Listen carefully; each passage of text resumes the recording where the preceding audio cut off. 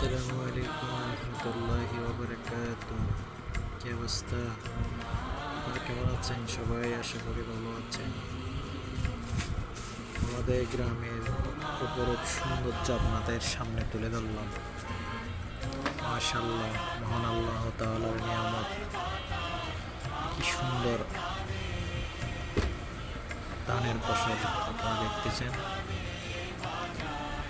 চারিদিকে যেদিকে তাকাই সবুজ আর সবুজ। এই যেন আমাদের বাংলাদেশের আসল সৌন্দর্য। এই সৌন্দর্যের মাঝখানে আপনি যদি একটা নিঃশ্বাস নেন, নিশ্চিন্তে বলতে পারেন এটা বিশুদ্ধ নিঃশ্বাস। মাশাআল্লাহ মাশাআল্লাহ, অনেক সুন্দর আমাদের গ্রাম। তার মধ্যে এই সোনালি ধানগুলো, গ্রামের সৌন্দর্য আসলেই অনেক সুন্দর। মহান আল্লাহর কাছে শুকরিয়া।